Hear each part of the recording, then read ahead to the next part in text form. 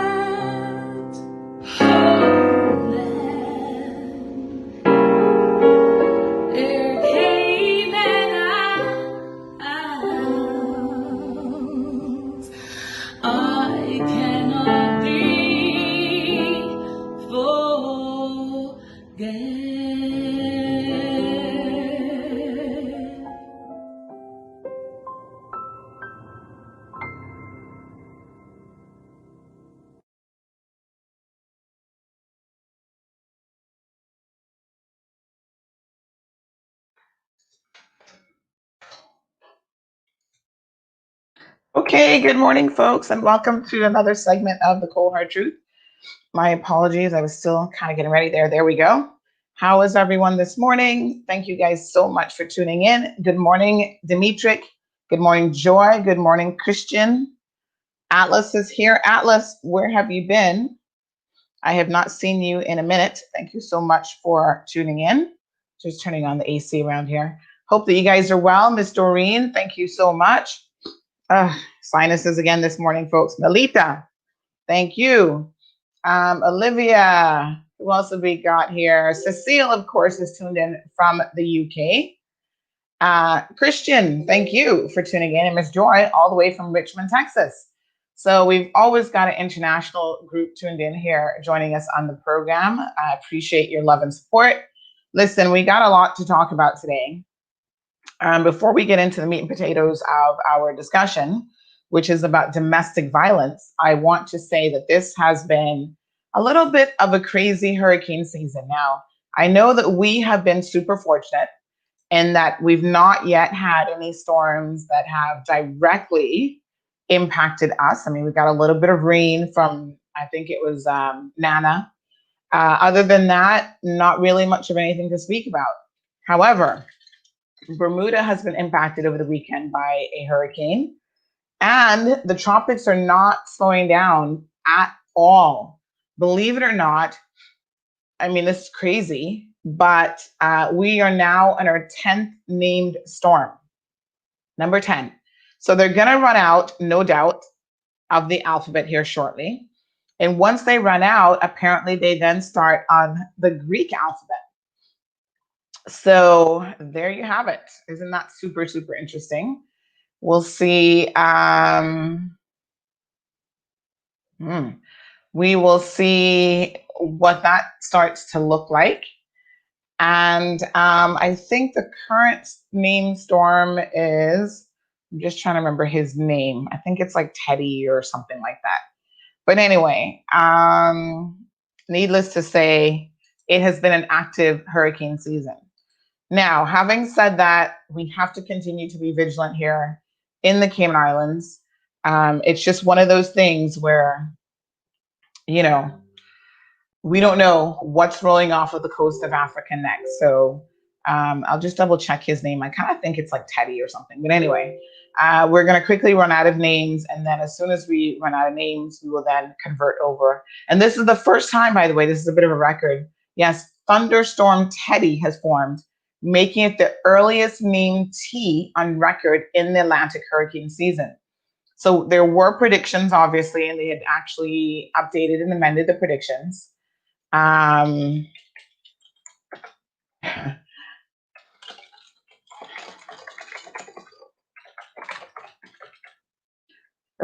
this would be a very, very active, perhaps one of the most active hurricane seasons. So we've got Sally that's out there. We had one that was headed to the Gulf Coast again, and I think that might be Sally as well. But there's one that was a little bit over, closer, I think, to the Mexican side. Paulette is out there twirling and whirling. Renee is out there as well. She's low pressure. And then we've got Teddy. And then we have two additional waves coming off the coast right after Teddy. One is thought to develop into something in the next in the next 2 days. There's a 70% chance of that. And then there's another one that they think there's a 10% chance that that will develop into something in the next few days as well. So we will definitely run out of names. So Tropical Depression 20 strengthened overnight into Tropical Storm Teddy, and again is the earliest named T storm on record to ever form during Atlantic hurricane season, and it's the earliest 19th named storm as well. No bueno. All right, so it formed in the central Atlantic, roughly midway between Cabo Verde Islands and the Lesser Antilles, and it's expected to turn northwest by midweek, according to the National Hurricane Center. That's good news for us because northwest means it's going that way. So maybe people like in New York and stuff will get some weather off of it and not us. Sally slowed down a little bit on Sunday as it turned towards the U.S. Gulf Coast, increasing the risk of heavy rains and dangerous storm surge before an expected strike as a Category 2 storm in southern Louisiana. Now, remember, Louisiana and that area got some weather the other day as well. So they're probably not looking forward to this at all. They had to do some evacuations in that area, as you'll recall. So we will continue to monitor the tropics. Of course, we have to remember that for us, Friday was the 16th anniversary of our Hurricane Ivan. And it certainly brings back a lot of memories for those of you who recall, who might have been alive. I'm always in awe when I think about it of our young people who would not have been alive during Hurricane Ivan. Some of them would have been babies. So some of them are like, yeah, I was alive, but I don't actually remember. And I'm thinking, yeah, that's totally, even if you were 3 years old, or 4, you probably don't really remember a whole lot about Hurricane Ivan. So, of course, it devastated these islands, probably the worst in 100 years. Larry, good morning to you, my dear. Larry's joining us from, remind me, Larry, New York. Carol says Teddy looks like he's big and headed for Port Bermuda again. Unfortunately, I think Bermuda is already getting some weather from, which one is Bermuda? Is it Renee or Paulette? But anyway, yes, or maybe Teddy as well. Could be Teddy. Yes, that's not good for them either. Buenos dias, Elizabeth. ¿Cómo estás? Sandra Whitaker is joining us. Hi, good morning, Sandy. And Irvlyn, of course, is here with lots and lots of sunshine. Now, listen, I don't want to be a Debbie Downer on a Monday, but we have to talk about some serious issues in this country. And one of the pleasures that I get, I was out last night and I ran into someone who had some concerns about something that we'd recently reported. And when I provided them with some additional information, they were kind of like, oh, okay. And I said, listen, people think that sometimes we report on things because we are trying to embarrass people. And if they only knew half the truth, which is that there's so many things that we actually hold back on disclosing simply because of the fact, especially when it relates to people who are deceased, because we are not interested in trying to make them look bad. That's not what it's about. So I'm just going to leave it at that. But let's just say that there's a lot of information that sometimes people want to comment and they think they know something about the history of individuals, and they really do not have a clue at all. None at all. We'll get back to the conversation once more information is actually in the public domain. And that's how I'm going to leave it for now. But what I do want to talk about this morning, good morning, Alice, is the ongoing issue of domestic violence in the Cayman Islands and why we as a country, as a nation of people, continue to feel comfortable ignoring this. Even the courts are doing, when I say the courts, I want to include everybody in that, meaning the police, the judiciary, the DPP's office. They are all doing a lackluster job at addressing the issue of domestic violence. Now, having said that, we do have a domestic violence court. And to be honest, I don't even know when that was formed because there wasn't a whole lot of hoopla made about it. Let's put it that way. But there are a lot of domestic violence incidents here in the Cayman Islands. We have the Cayman Islands Crisis Center, which I think is probably always full to capacity. During Hurricane Ivan, the police reported, not Hurricane Ivan, during the COVID pandemic, my apologies, the police reported in March a spike in domestic violence incidents because people were at home, cooped up 24/7 with their perpetrators. So in other words, these are individuals who are abusive. And now that you can't get out to work, you couldn't go to school, and all these other things, they were there with you 24/7, ready to torture you. So on Friday, I had an opportunity to sit in court, and I often go to court and sit there live, which I think a lot of you should do, because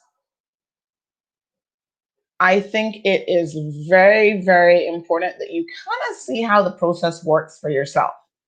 So we reported on a story that shocked a lot of people, and we'll get into some of that, but there's a lot that I don't want to discuss specific to that case because not really that it's sub judice, but it is still a live matter. Obviously, we do not want to expose the victims in any way. But we will talk about what came out in open court, what the allegations are. So let us remember that this young man, Darren Kennedy Ebanks, has not been convicted in a court of law. These are allegations against him. However, when I sit in court and I see a young lady sitting there with a black and blue eye, I thought, well, somebody beat her up. Somebody punched her. Somebody gave her a black and blue eye. And I'm likely to believe what the prosecution is reading off the file, that she was also thrown into a glass table and all of these other things. So this story is interesting for so many reasons, but I think we need to elevate the conversation to the next level, which is why is it in this country that we continue to have less than adequate domestic violence legislation? Why is it that our politicians don't seem motivated to address this topic? Yet they have spent countless hours debating what adults, consenting adults, can do in the confines of their relationship. I wonder how many of those same individuals have ever contributed to the topic of domestic violence and has ever said publicly, privately, or otherwise, this is something that needs to be addressed in this country. So sometimes we, as they say, major in the minor, and we miss the boat entirely. We are so focused on the trees that we miss the forest. Domestic violence is a serious issue in this country. And statistically speaking, 35% of women are likely to have experiences worldwide, either intimate partner violence or non-partner violence in their lifetime. I want to say that that number, that percentage in the Cayman Islands is much higher. So let's make sure we understand what domestic violence is. It's a pattern of behavior in a relationship that is used to gain or maintain power or control over an intimate partner, and it occurs when one person attempts to physically, psychologically dominate another person.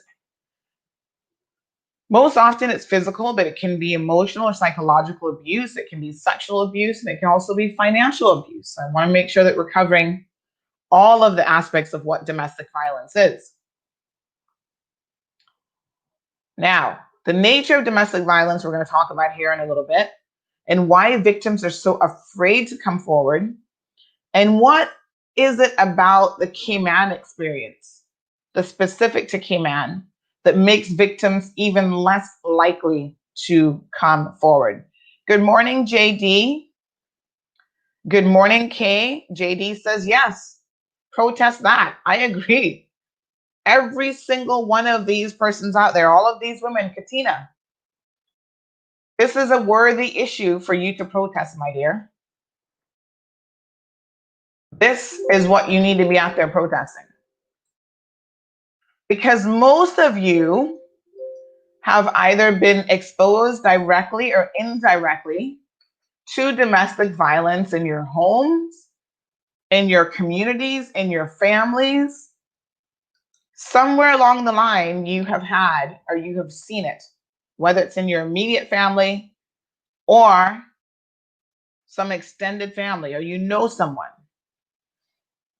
I have unfortunately had the displeasure of seeing photos of a lot of these victims after they've been beaten and bruised. There was another man some months back last year. He was in prison for beating his girlfriend. He was on the loose for a little bit. Police had indicated that they needed some help finding him.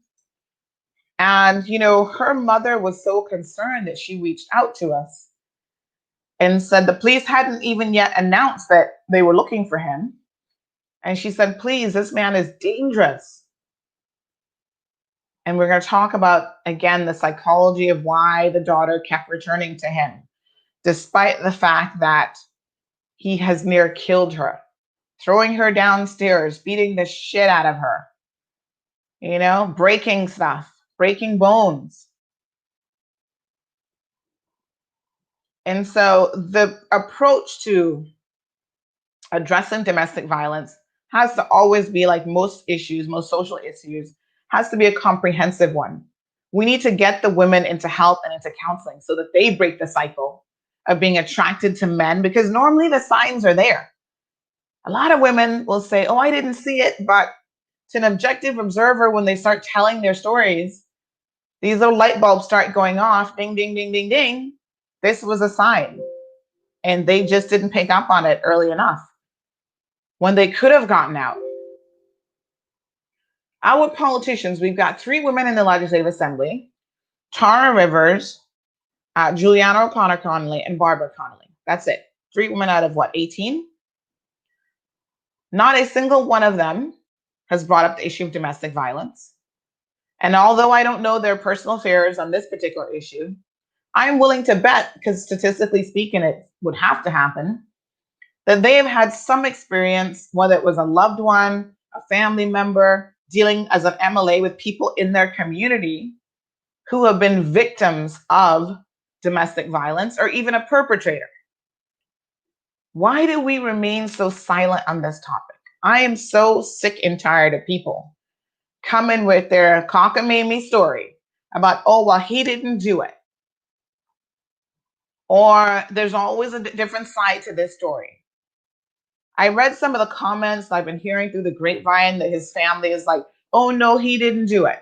Listen to me. I don't know this young man from the Man in the Moon, Darren Kennedy Ebanks. He's only 31 years old. He has his entire life in front of him.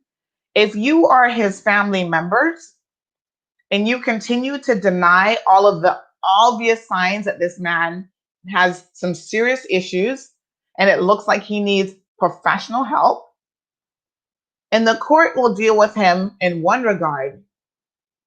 And maybe this new domestic violence court, as we find out more about this, offers him the opportunity to get some counseling. But if his family members are sitting back trying to give him right when he has done wrong, how much of a change do you actually believe he will undertake in his lifetime?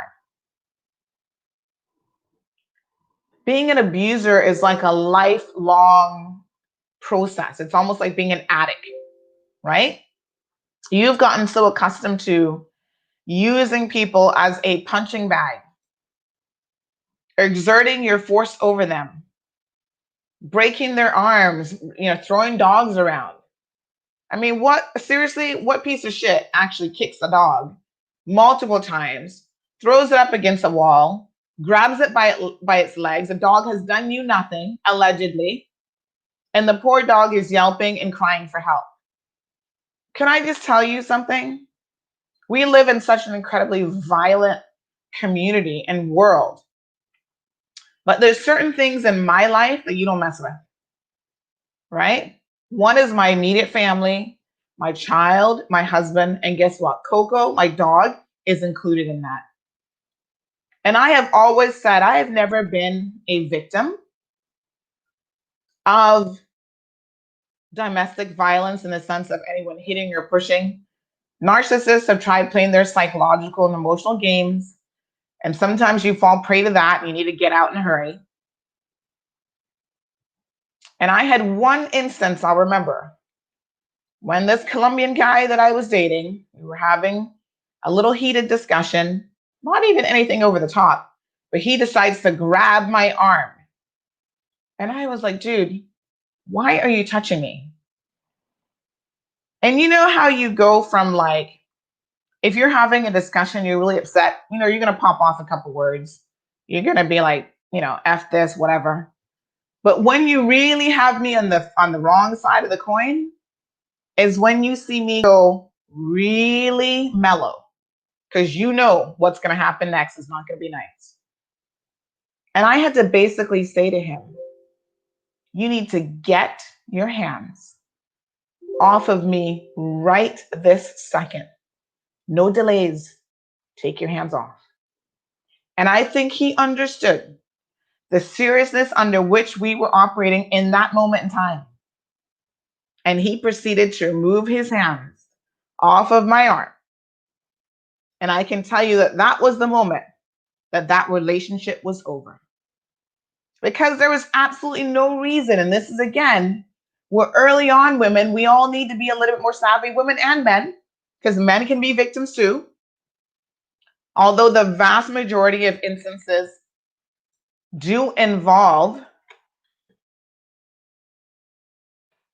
women as victims, I don't want to discount the possibility that men are victimized as well. We have had men lose their lives. They have been stabbed to death in this country because they have remained or been involved in domestic violence situations where they are the victims.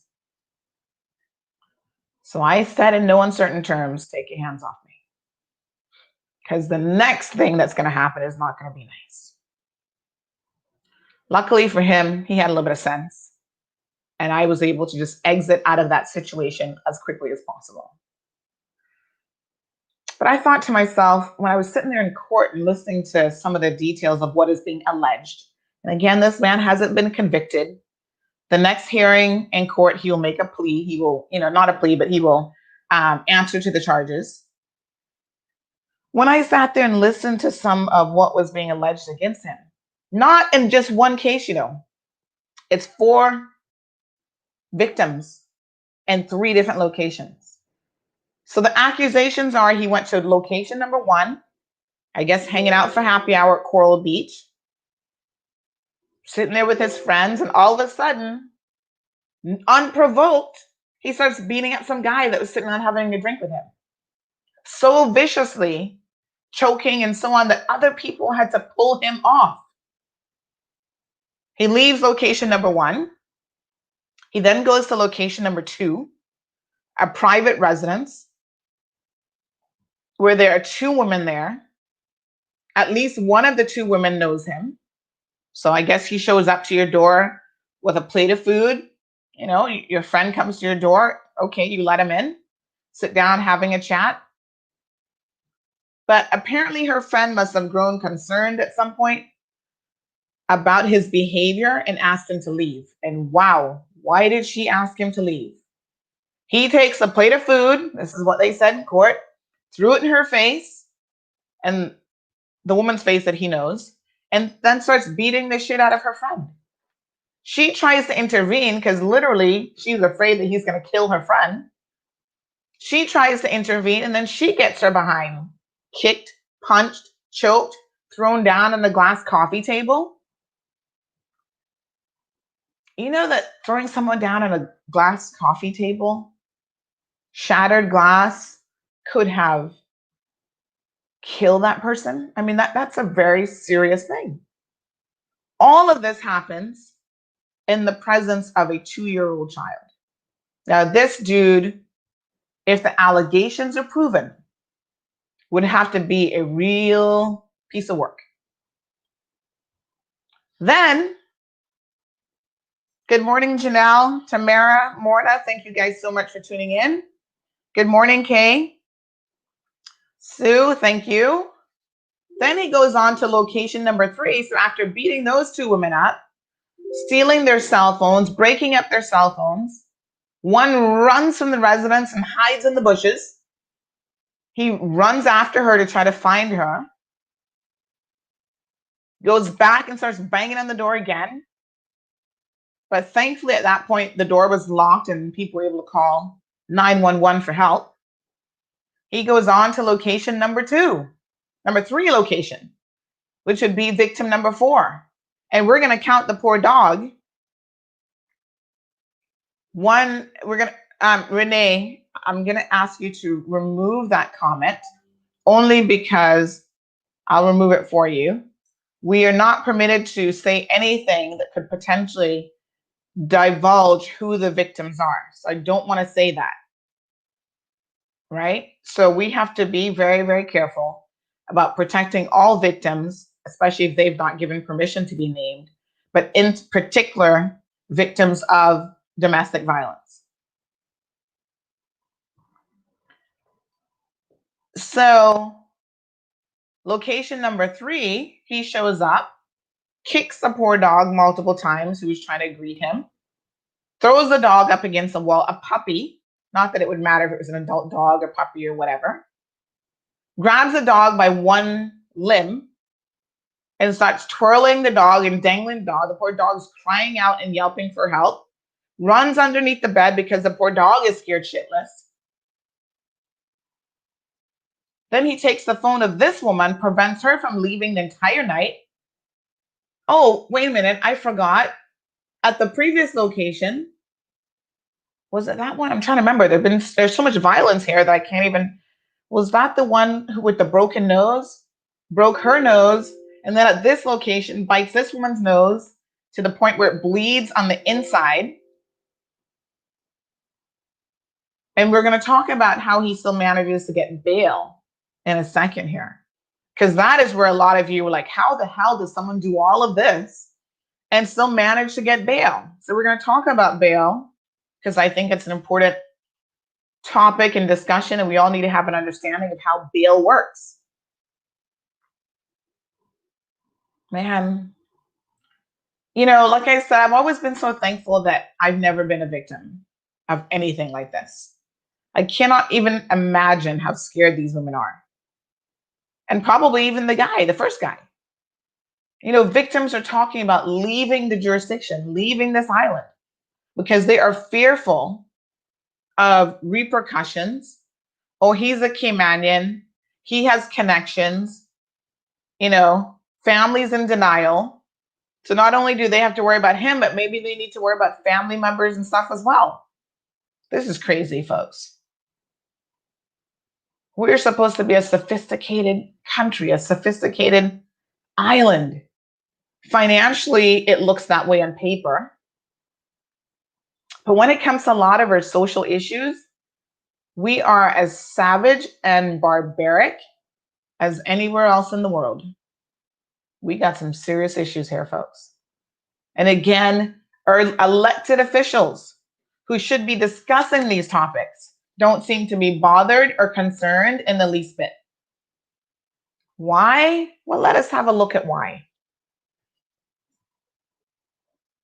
I must say that all of the details of this that are alleged are very, very disturbing.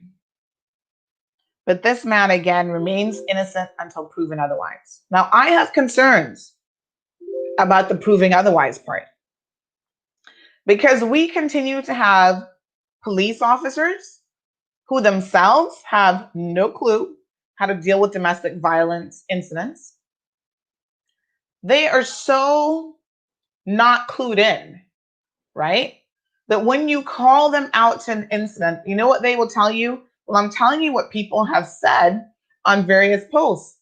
One woman was told to cook her ex a meal, and that would somehow make this all better, make him feel better, and make him stop, I guess, beating her. You see, this is a real area of concern.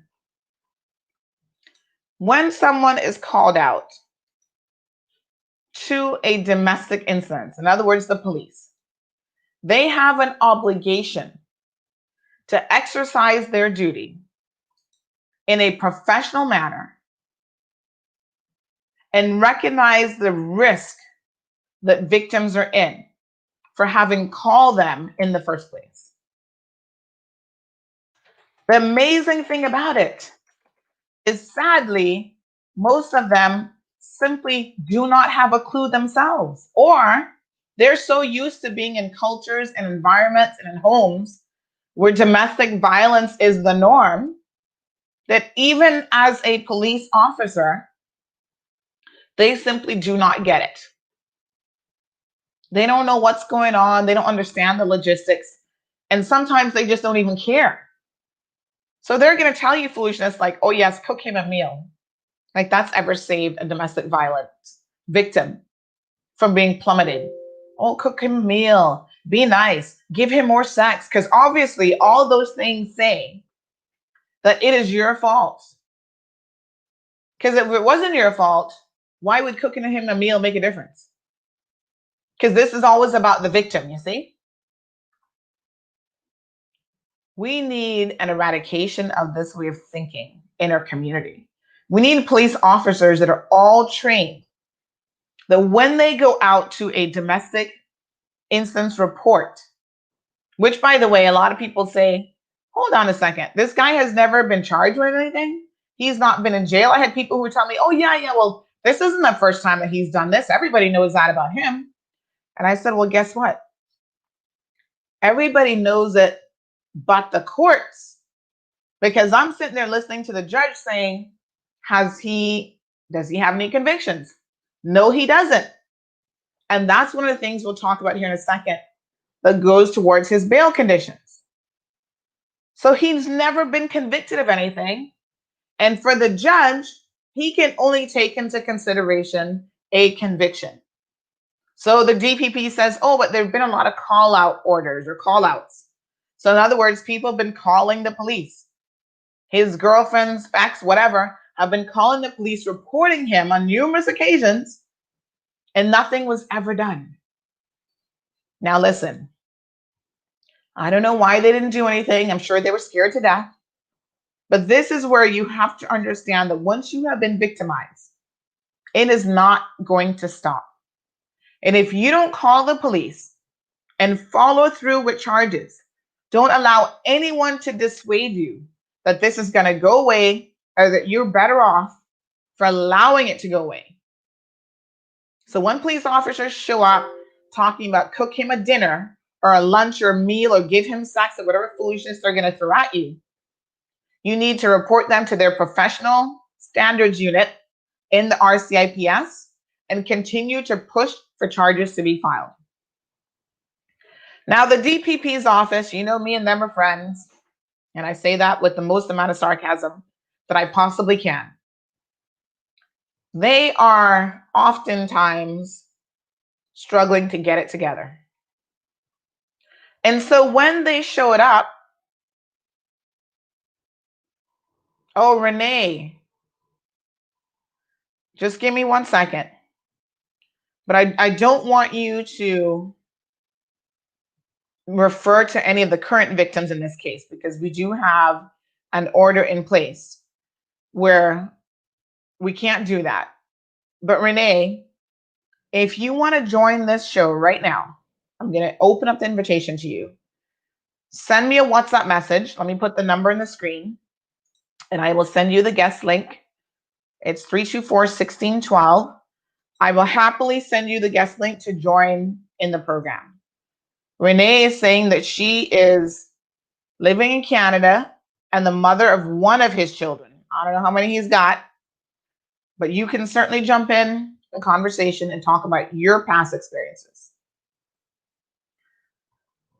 So what I want to say is that you have got to understand the DPP's office, just like the police are not doing the best job. They're doing a lackluster job with this sort of thing. Sometimes they're doing a horrible job. The DPP's office is likewise falling down. So when I was there, they had 3 files. The first instance, the second, no, they had 2 files, sorry. The first instance, the second instance, and the third one, that file wasn't there with the DPP that was there in court telling the judge about the rampage this man had been on that night. So the judge, in making his determination initially about bail, only had 2 files before him. He didn't have the third one. And even when he eventually got the third one, there are concerns that there were details that had been left out of that file. For example, why wasn't he charged with kidnapping? Because this woman was unable to leave her house the entire night because he took her cell phone from her and he physically prevented her from leaving. Now, as you guys know, I just happen to have a piece of paper that says LLB honors degree, AKA a law school. And I can tell you that that is the very definition of what kidnapping is. So why wasn't that charge on the file? So they put on the most ridiculous charges at the low end, and things that could get him a proper jail sentence, they have omitted to put on. Why? Is it because the police haven't really done their job? Do they not understand or read the victim statement? So now the victims have to be their own advocates, and they have to be running up and down between police and the DPP's office saying, why haven't you put this on? Thank you, Renee. I'm going to come to some of your comments here in a second. I do want to give you a voice on this program for sure. Because, you know, the basis of this show is trying to give the voiceless a voice. And we have to do that, unfortunately, in this country because there are so many people who are afraid for a number of different reasons to ever speak out and really be heard. Let me take a quick commercial break, and we will be right back after these messages.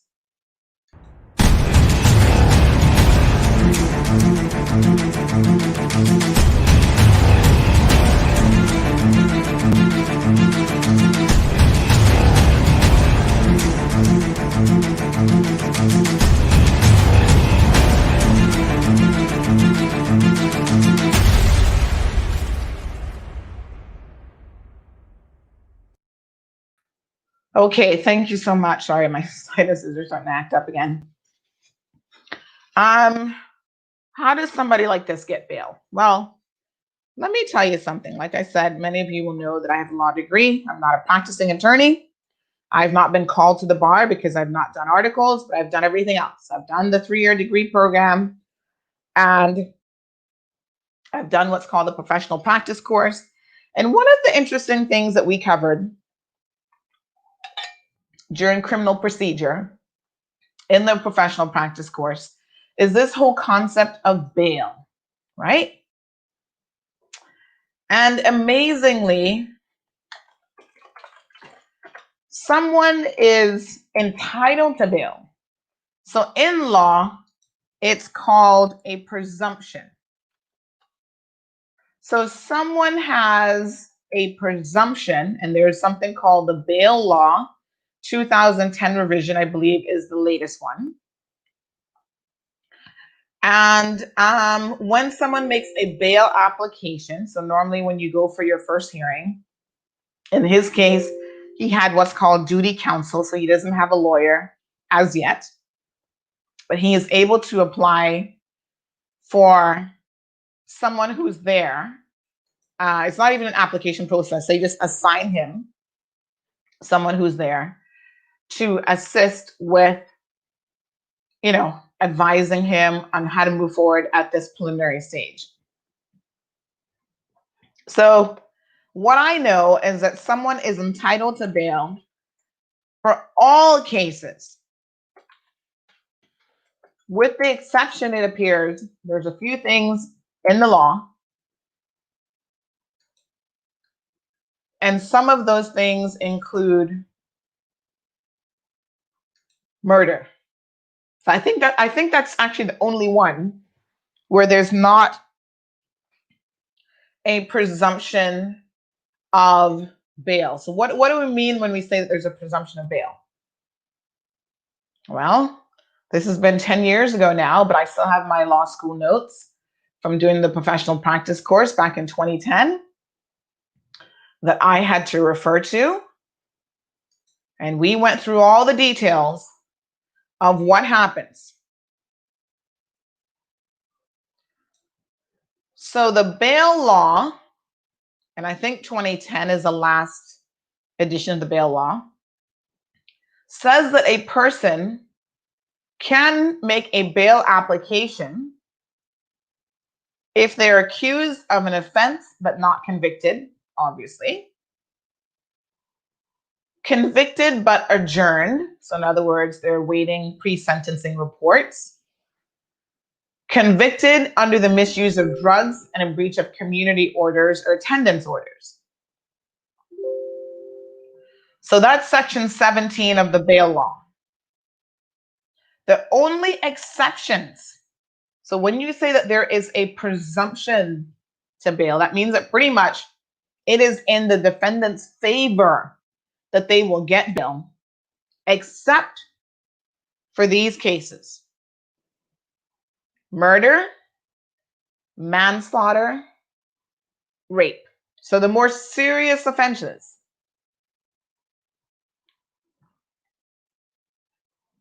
Even then, there's been a question in law. Section 17.2 talks about those specific things.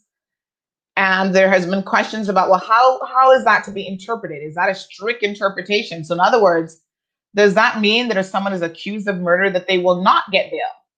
or if they're accused of rape or manslaughter, that they will not get bail. And apparently, that even is not 100% the case. It depends. So you have to show particular circumstances in a specific case for someone to be denied the right of presumption, which works in their favor.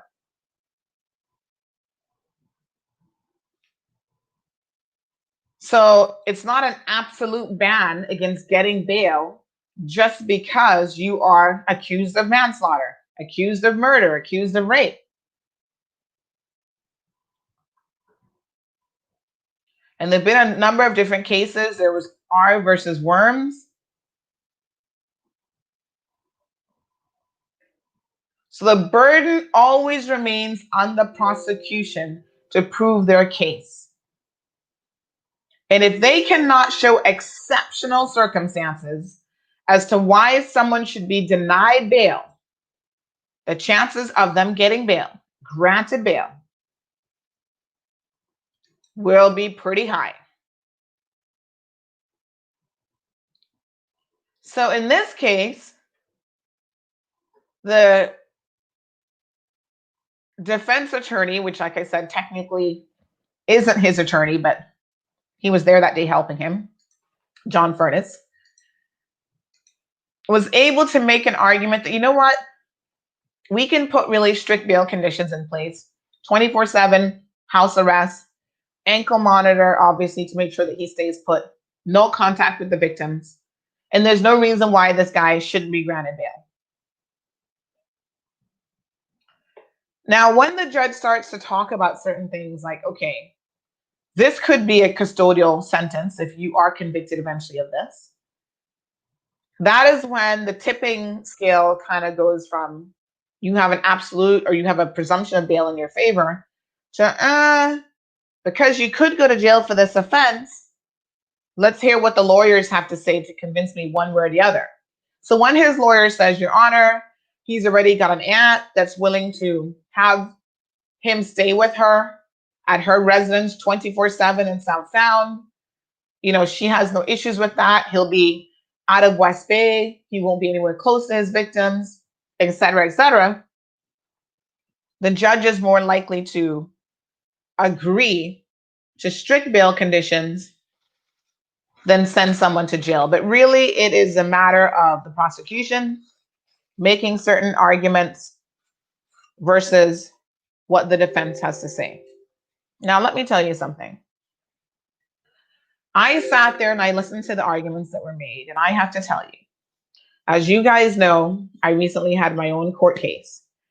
And Diane Oku, or whatever her name is, appeared one day in court and told the judge that I should have my bail conditions revoked because I had said something that she hadn't heard.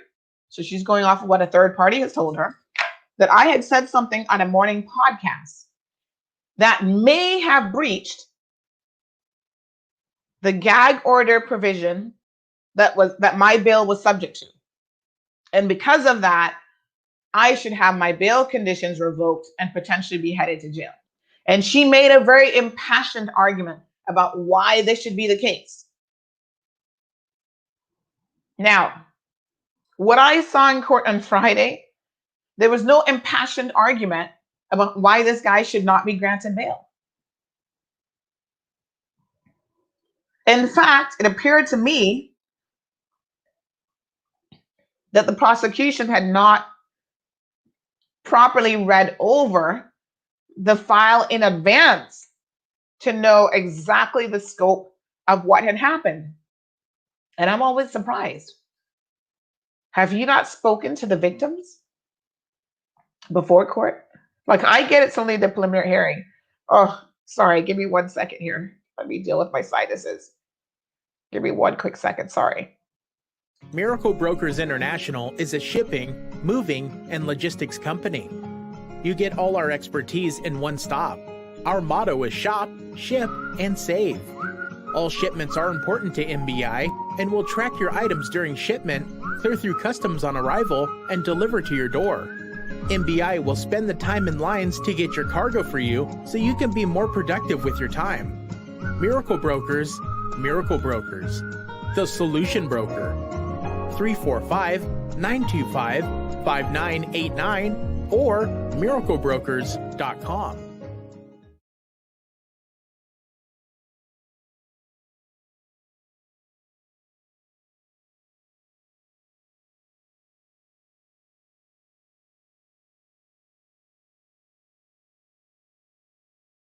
Okay, folks, my apologies. My sinuses are just driving me crazy today.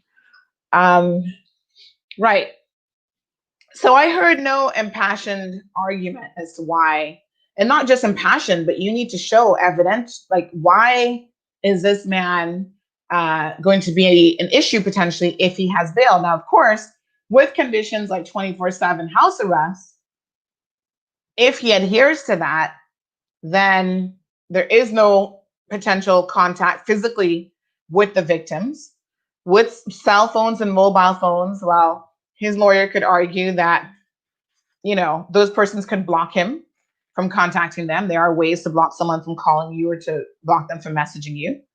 So there are things that can be done to alleviate the prosecution's concern with the potential to interfere with witnesses. So unfortunately, even in the worst of cases, you will find that people are entitled to bail. There's a presumption of bail in their favor, and they will most likely get it. Renee says that she's living in Canada and the mother of one of his children. Renee, I don't know in that photo which one is you, the brunette or the blonde, but equally gorgeous. And let me just say something here. Right now, he seems to have a propensity towards, although other people have come forward and said, oh yeah, he tried asking me out as a Caymanian, because my boyfriend and him were friends, or my baby daddy and him were acquaintances or whatever. So maybe he doesn't care, but he does seem to have a little bit of a preference for foreign women. And I'm going to tell you why this can be a very dangerous situation.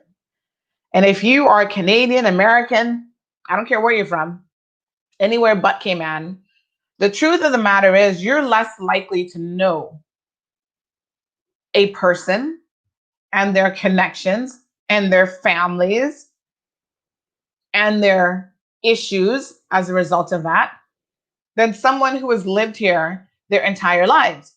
And what that means for you, unfortunately, is you are more likely to become a victim. Because at least as a Caymanian, listen, I know already, before you start talking to anybody, use a little bit of common sense and you say who their mom is, who their dad is, who they're from, who have they dated in the past, what are their connections, and you make decisions accordingly. So you will soon hear, when you start asking, oh, who is this guy? People say to you, Erps, pump the brakes. This is probably not the kind of person that you want to talk to. This reminds me, a couple weeks ago, I saw a young lady, looks like she's dating someone. I said to her, she's a Caymanian. I said, are you aware of this person's history with women? The allegations of abuse? But every woman wants to think, not me. Oh, but everybody has a history. I said, yeah, okay. Here we go again. People will change. Okay. Here we go again. Sometimes, despite our best efforts, people are not going to change. Sorry. People are who they are, and their history, they will be hiding it from you and telling you their version of events. Their history is what it is. And it is a good indication of what their future holds. So, every woman thinks that she is going to be the exception. Every woman thinks that she's not going to be the punching bag. That there must have been something else that all of these other women did to deserve what he did, any abuser. And this is the psychology of how it works. This is what happens, right? So although I'm saying to you that yes, Caymanians should more or less be in a position to hear who a person is, what they've been up to, as women and men, we still want to think that we're special. Well, I've seen a different side of him. Okay. Yes, you have so far. Things are going to be different. I'm going to not be the one. I'm going to be the one that he marries.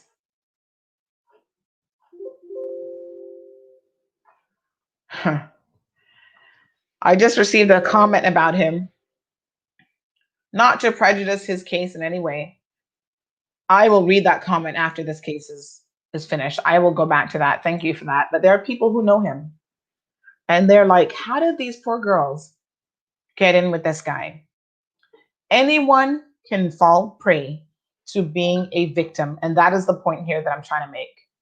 Just like anyone can be an offender or perpetrator. Don't look at someone and think, wow, he's a nice looking guy. He's involved in sports. You know, he's this, he's that. None of those things matter. Oh, someone's a lawyer. They're a doctor. Remember our lawyer friend from Maples who beat the shit out of his wife? Let's go back here because this proves the point. Marshall, what was his name again? Matthew, hold on one second. This was, oops. Let me just go back and find this story. This is back in October of last year. I want to say his name was David, but hold on a second. Marshall resigns from Maples Group, remains chairman of Pines Retirement Home. I don't know if he's been removed from the Pines Retirement Home as yet.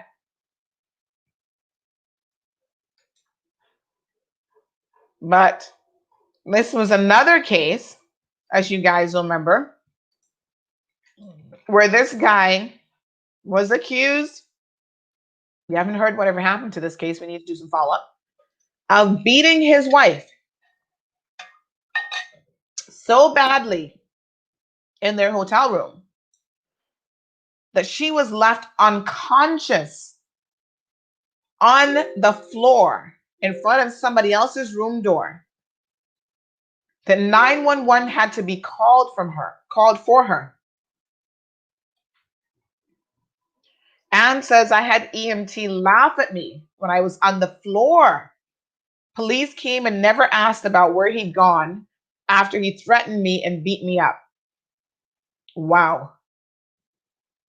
Rap sheet long with history of assault and just a tap on the wrist. Oh my God. And when victims hear stories like this is why they're like, what is the point?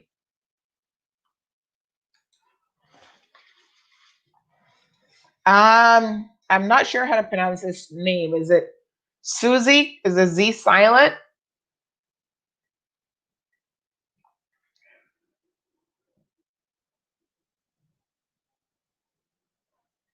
Bruce, I'm not sure what that is in reference to.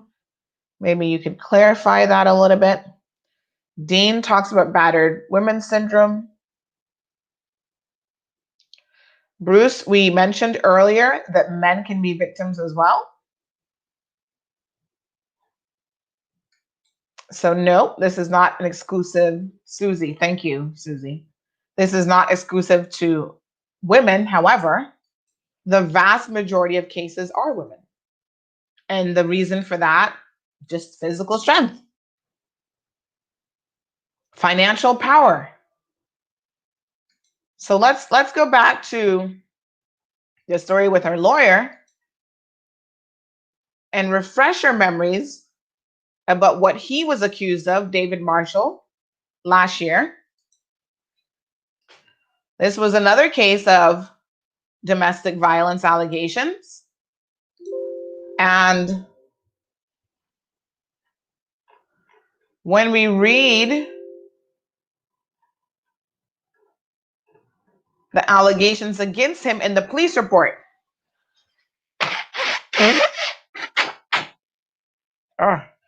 my apologies about my sinuses today. Maple's partner, so this is my point, it doesn't matter who it is, beats wife unconscious in vicious assault. That was the allegation.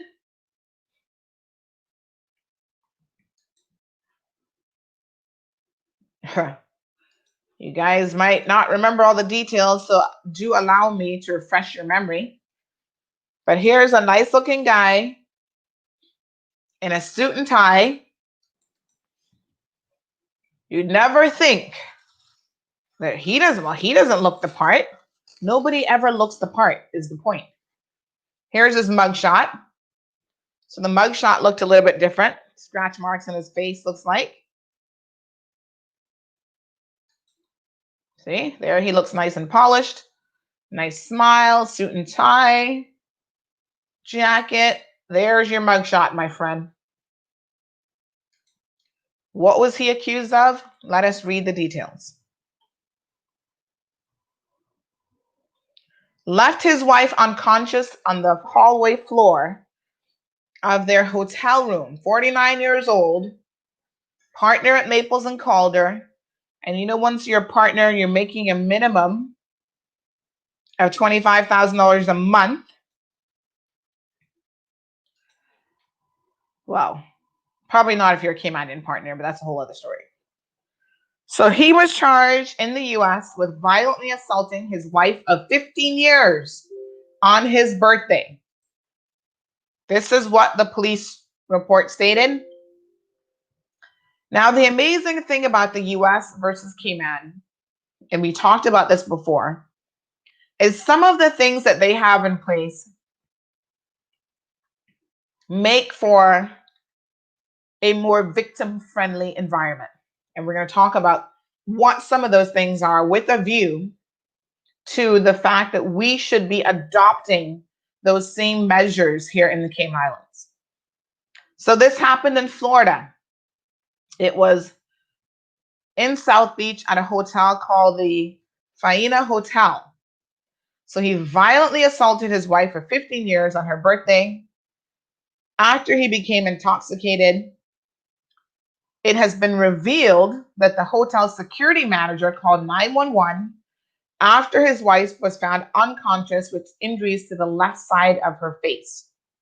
She was treated at Mount Sinai Hospital, and a doctor noted that she, quote, had 3 fractures to the left side of her face surrounding her eye, and a laceration next to the same eye. After viewing the CCTV footage for the security manager, observed that the couple went into their room around 2:49 a.m.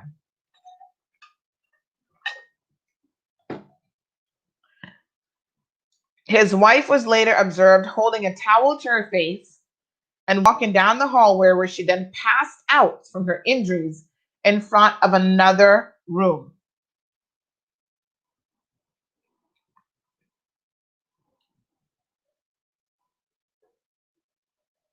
It's a felony in the US. Battery, aggravated battery, bodily harm. That is a felony.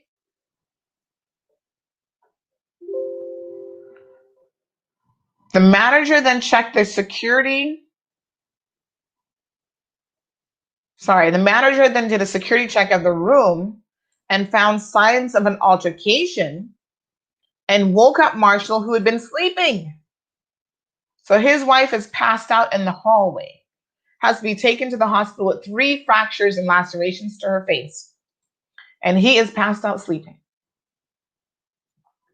So he admitted to being drunk and having an argument with his wife. Apparently that's an argument. Claims he did not recall anything further. So then he takes a taxi and rushes to the hospital to visit his wife. In the police report, which is a publicly available document, So unlike the Cayman Islands, all these police reports, everything's hidden. They don't want you to know the true score of what's going on.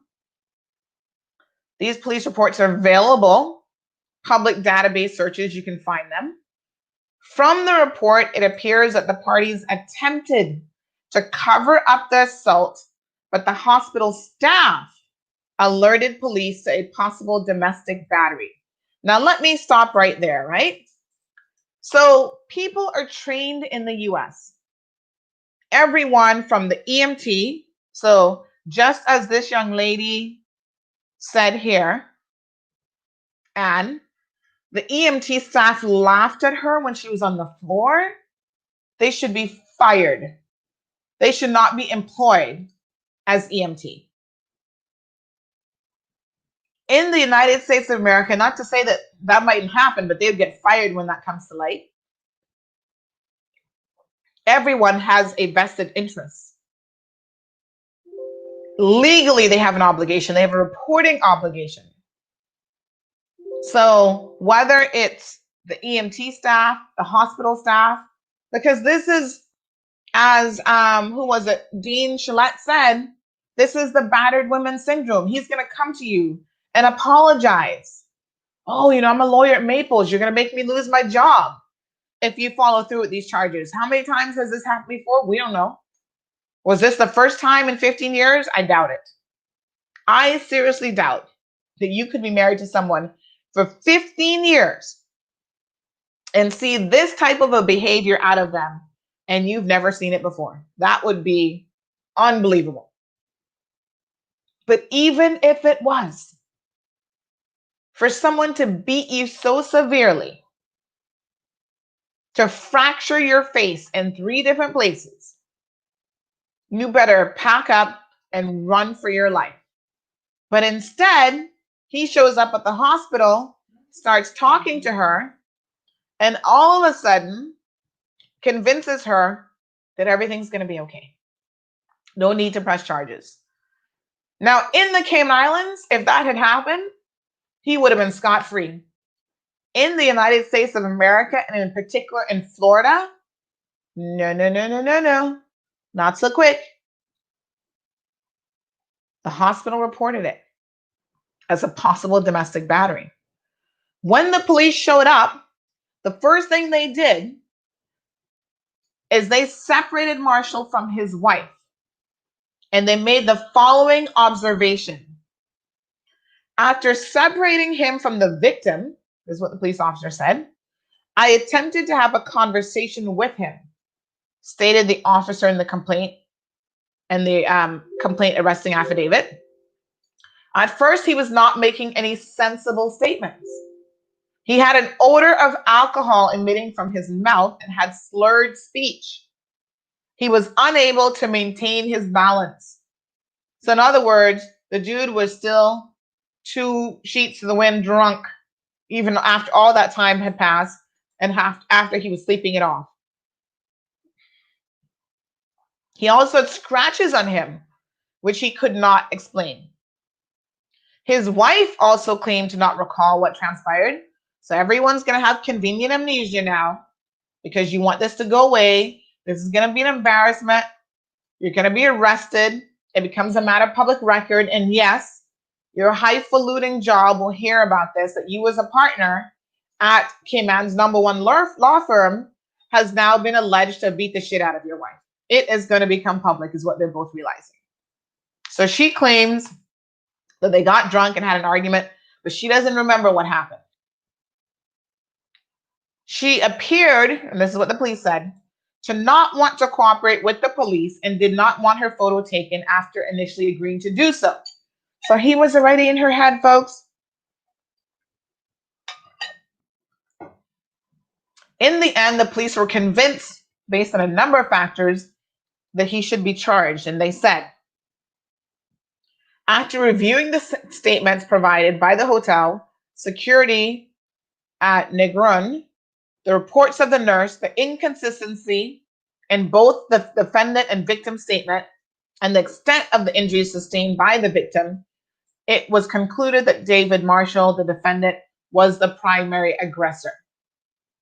And he has been charged with section 609.02, great bodily harm, which means bodily injury, which creates a high probability of death. So their definition of what great bodily harm is even different, or which causes serious permanent disfigurement. And the couple have 3 children. When you get called out as a police officer in the United States, and most states, because every state will have different rules that deal with these things, somebody's going to jail is how it works, right? So when you get called out to a domestic incident, they're not going to just take a report and leave you both there. Someone is getting hauled off to jail. So they will make an assessment upon arrival of who they think the aggressor is. And whoever the aggressor is, or who they think the aggressor is, that person immediately is being hauled off to jail. One of the reasons why they do that is because the police know from experience that one of the worst things a victim can do is to call the police and get the police involved. That is like putting her life or his life on the line for your aggressor to say, oh, I'm going to show you.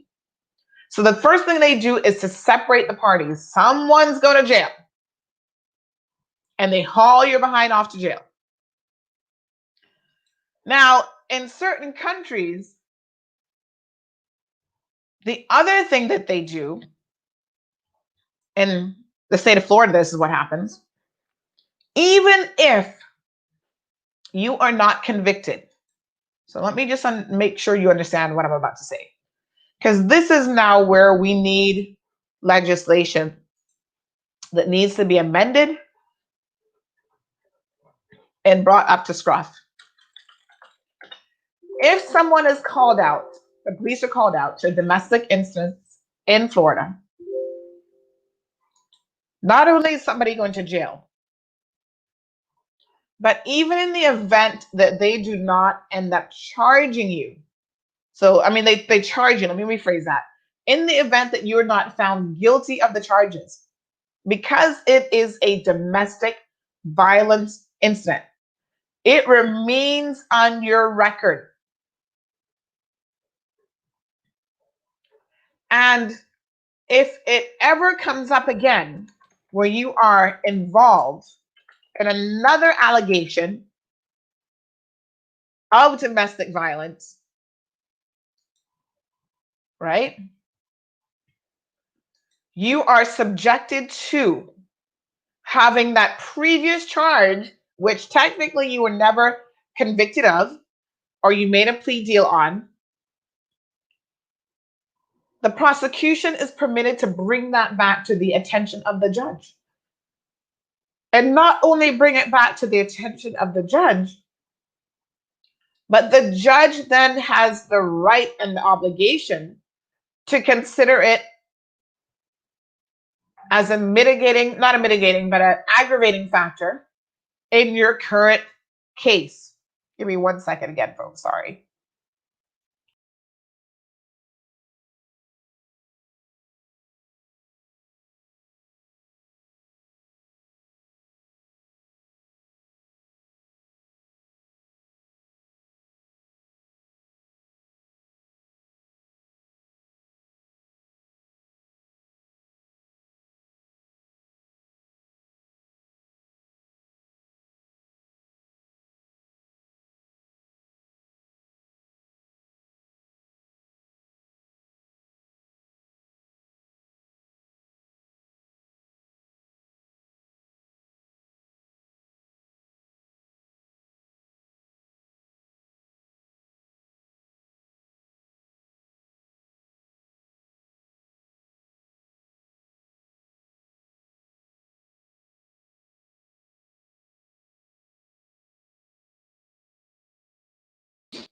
All right, folks, I am going through like an entire thing of tissues here this morning with my sinuses. But so let me just recap what I've just said to allow you to understand how laws are what they are. All right. Florida is one of the stricter states when it comes to domestic violence. in the United States of America. So if you get a call up for domestic violence, not only is somebody going to jail that very moment, but even in the event that there is no conviction, an allegation, just an allegation of domestic violence stays on your record indefinitely. So that when it happens again, because they know and they understand this beaten, battered wife syndrome, they know how this works. And the truth of the matter is, if you've done it before, the chances of you doing it again are extremely high. So when you do it again, the prosecution can say, hold on, he was accused of this before. And the judge gets to say, oh, right.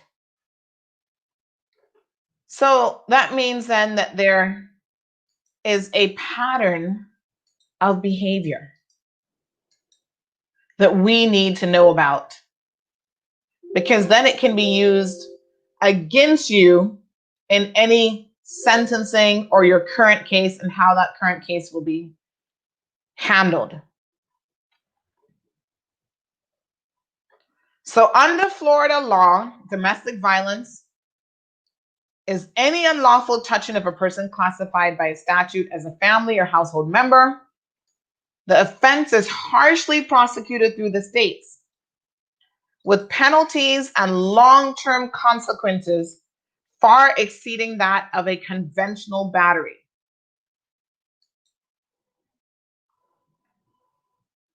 So, domestic battery alone is a misdemeanor, punishable with up to 1 year in jail or 12 months probation and a $1,000 fine.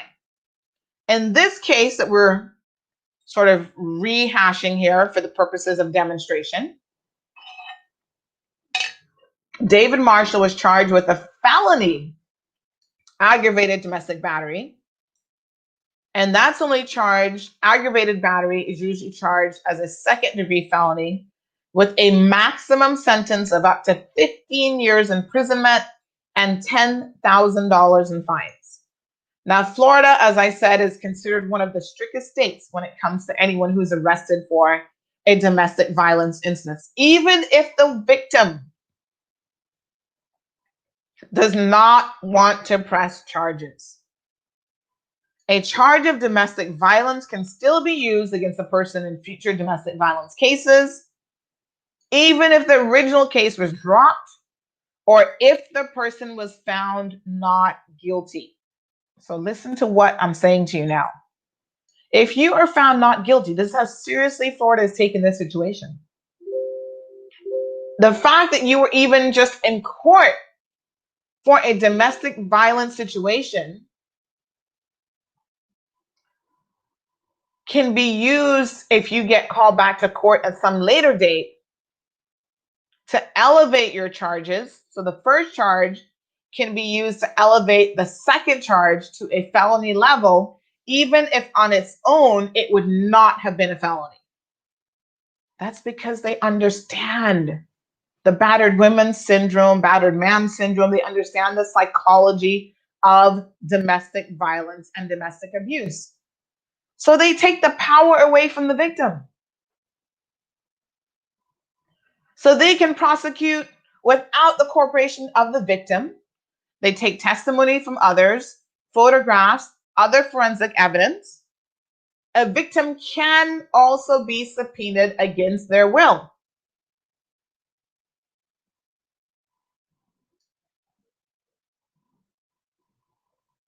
So, you know the general rule that someone can choose to take the Fifth Amendment in the US and not testify against themselves. They have husband-wife privilege. It's not going to apply in domestic violence situations in most cases.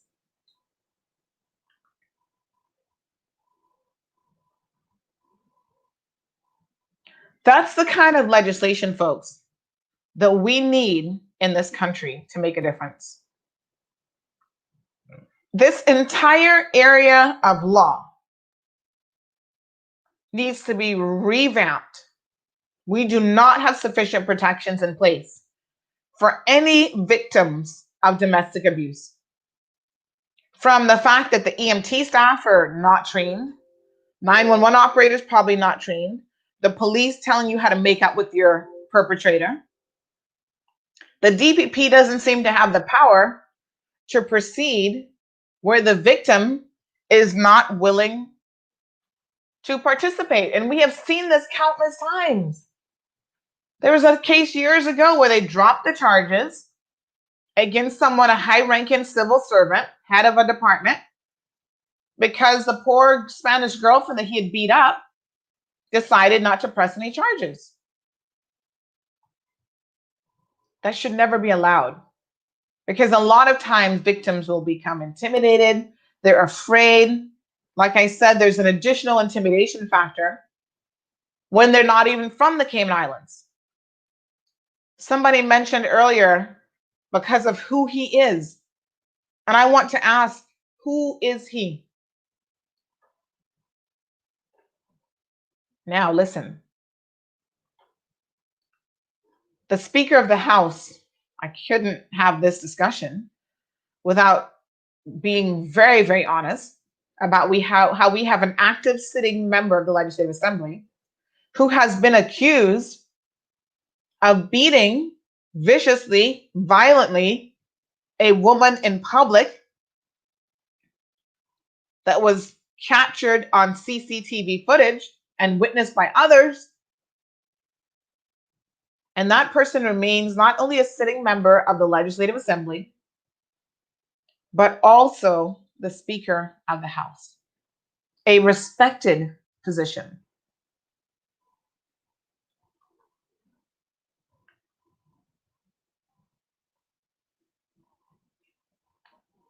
That's disturbing, folks.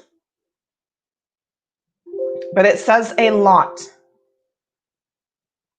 about the members of our Legislative Assembly.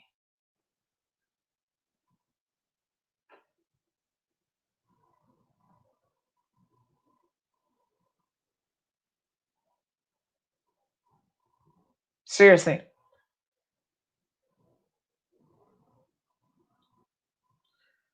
Kamark says, brother, I feel you. If sometimes we men have a lot going on through, but we keep it 100%. I'm not sure who he's feeling. Maybe you could clarify that. Okay, Bruce. My matter is given special attention.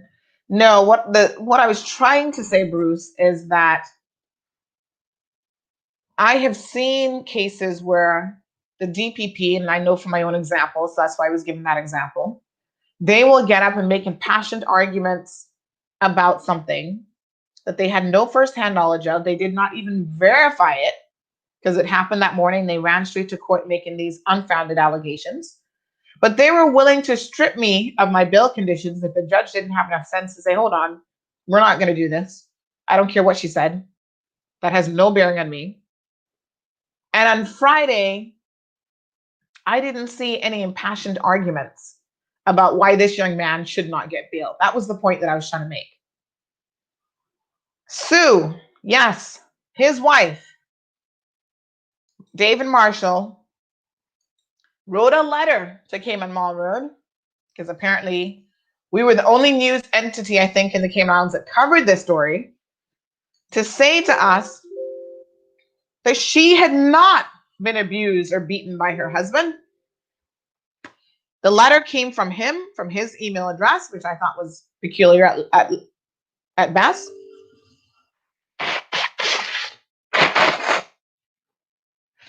And he says, oh, here's a letter from my wife. Now, you know, as somebody with a little bit of common sense, I'm sitting there going, why is it that you are being charged and accused of battering your wife, fracturing her face in 2 places, right? She issues a statement claiming that you didn't do it, and you're the one in contact with us, and you're the one that's sending the statement on her behalf. So in this case, because she identified herself and she wrote the statement, like I said, although it came from the husband, which was very bizarre, we were obviously able to name her because she has named herself. And she's a beautiful woman. I think she's a writer. She did some writing or something. And very typical, she's going to stand by her accuser, no matter how many fractures and unexplained fractures he's got in her face. So she did issue a statement claiming that he didn't do it. So she denied the assault. And she claims that, this is a quote, the allegations made by the city of Miami Beach police against David are false. My injuries were not the result of any battery or violent acts that David committed against me.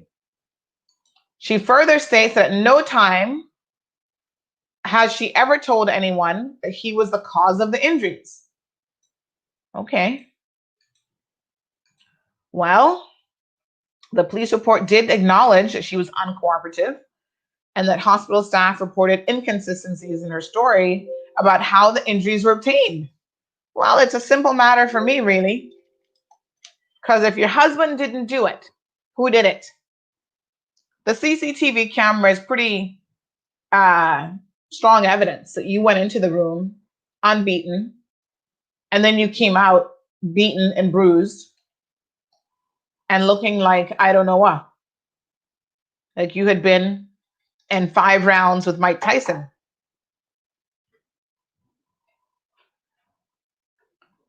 So it's sad, all very sad. You know, as a result of this incident, we must follow up on what has happened with it. I will do that this week as just a matter of curiosity because sometimes these cases you kind of need to follow through on where they're at.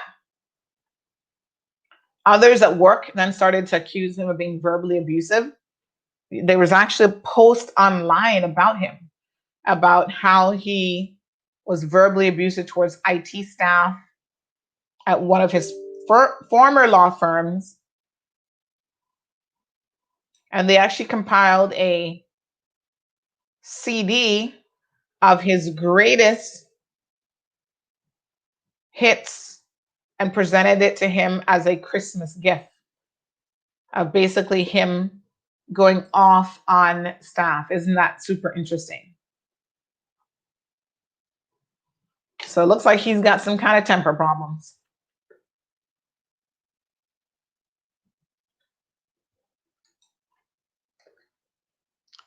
Again, members of the LA have been accused, different members, not just the Speaker of the House. So I'm going to be fair to him. The others haven't been charged.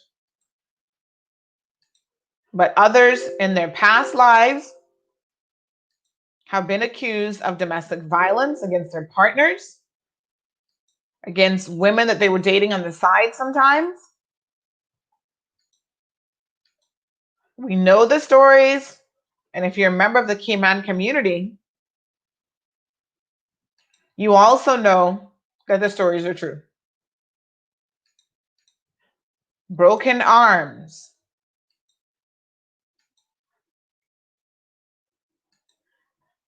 breaking somebody's jaw. All of these things, my friends, have happened and have been alleged to have involved current sitting members of the Legislative Assembly, former members of the Legislative Assembly, and none of them have gone to court and been charged, with the exception of Austin Harris. Now, we will remember that Austin had his issues when he was a host on Cayman Crosstalk. Austin admitted to the assault in the end, and he admitted that alcohol also played a role, and he would get help for his issues. Well, knowing that he is one person, but I also know that there are many others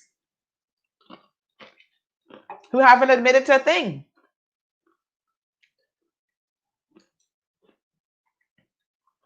So why do we not have stronger legislation? Well, it's obvious.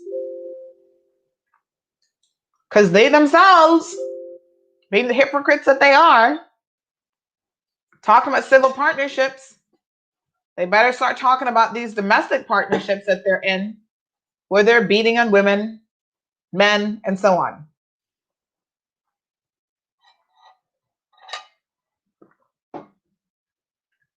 Bruce reminds us that it can go both ways, as we've said, absolutely, and I agree that violence against men is often underreported, just like the violence against women is underreported. You know how many times a man is going to assault a woman before she actually decides to get help and call the police? Norma says no more violence against women and children.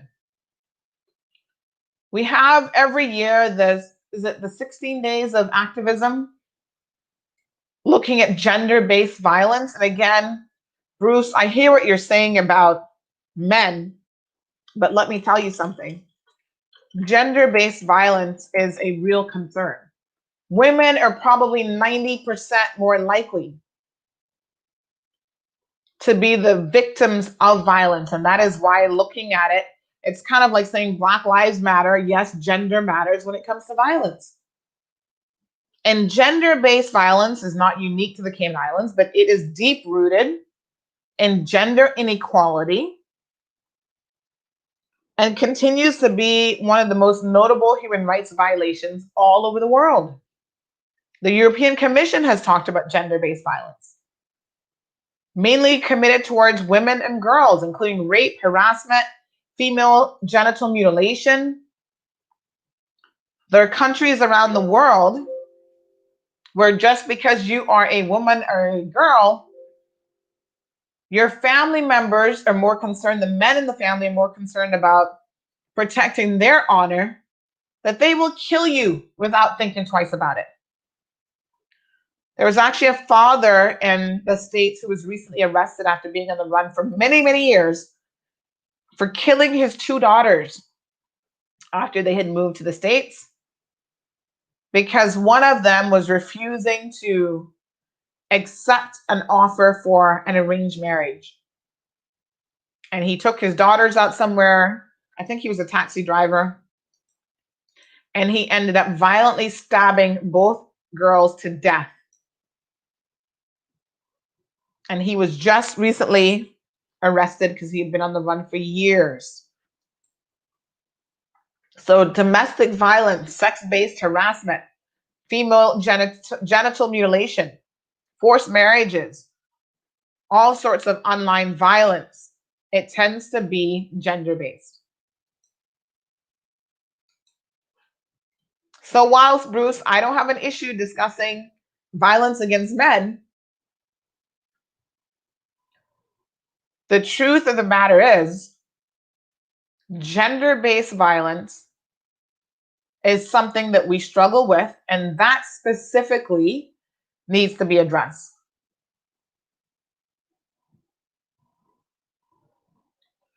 Violence as a whole in our community also needs to be addressed. So we have a comment here that anything with assault should never be given bail. I'm sorry, they get released back into the public, and the same shit could be done again. Imagine if we never had CMR, how would we know who did this act? Well, I tell you what, we miss a lot at CMR just because we don't always have as much time as we want. But there's another case that I'm actually going to court this morning that will be reported on. And this is another classic example of an individual who moves from one relationship to another. Again, another young man from West Bay who continues to beat and plummet women, every single woman. And so many of them do not press charges. The baby mamas are just happy to get away. And when they don't press charges, that allows him to be free to go on to the next person. And his rap sheet is like on the court list, it takes up an entire page of its own. And when we give the details, I'm hoping to have that story up by later on today. All of you are going to be surprised at who this young man is. Once again, connected to people in West Bay. Oh, he comes from a good family. You know, they're all boaters and they're all captains in the family and they're all this and they're all that. You know, uncle's a politician. It doesn't matter, folks. No one is reading these kids in, these young men, middle-aged men. I don't care how old they are. These seem connected people. You're not going to them and saying, son, you clearly have a problem. What happened? Maybe it was he saw it in his own family. Maybe he's got psychological issues, anger problems, whatever. Get professional help.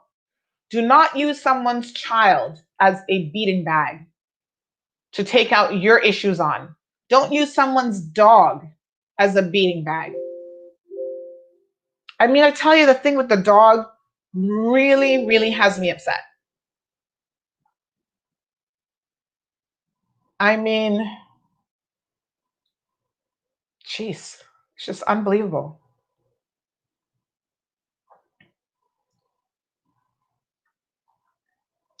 So in this country, we need better legislation. We need stronger legislation. We need a comprehensive training program. So just like we have set up the MASH unit to deal with child abuse in this country because the police, the DPP, everybody was mishandling these cases, allowing the perpetrators to get off, I would like to suggest that we have a similar unit, although technically there's the family support unit that I think is supposed to be doing this sort of thing, but somebody's failing along the way. We need to have a better comprehensive system and better laws in place that deal specifically with domestic violence perpetrators, and the victims that are left in the wake of these assaults. Put the law in place, put the legal framework in place to deal with them. Make sure that police are trained on how to handle a call out to a domestic situation. No one should be told, cook for your husband or boyfriend, make a meal for them. All of this foolishness is somehow going to help you.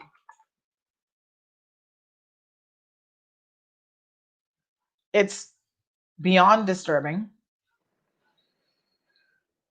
The prosecution needs to know how to do a better job of handling such cases. It's funny how with any other case, they appear to be capable of overloading an indictment. In other words, throwing everything that will stick. But yet in domestic violence cases, it's like the bare minimum.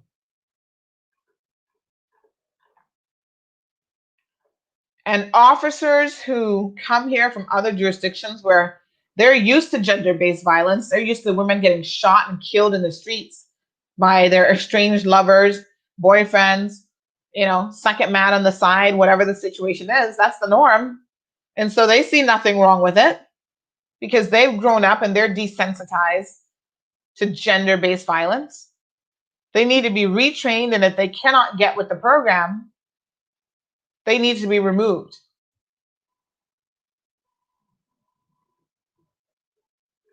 As an officer, because clearly they are in the wrong job.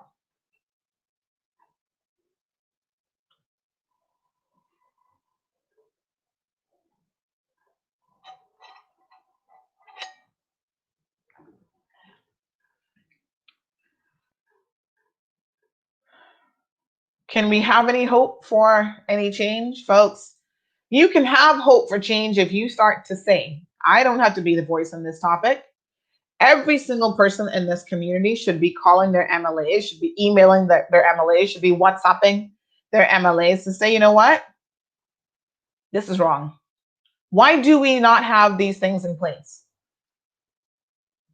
Why are we not doing a better job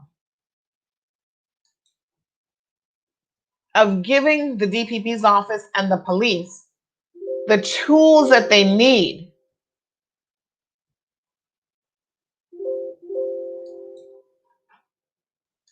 to do a better job and to get some convictions? When we have elected officials themselves engaging in this kind of behavior, and the public says, well, they've done such a good job with other things in their lives, let's just ignore this fault of theirs. Well, that is where the issue lies.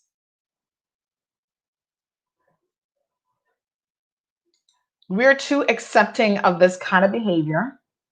And if we like someone or they're popular, it's even worse, because we will ignore all sorts of bad behavior about people that we like. Oh, well, he's a nice guy, so, what's the problem? The problem is even nice guys are capable of some of the most atrocious things. Ted Bundy was a nice guy too. Talk to the people who know or knew Ted Bundy. He didn't have a problem getting women to date him or any of that stuff. He was a nice guy.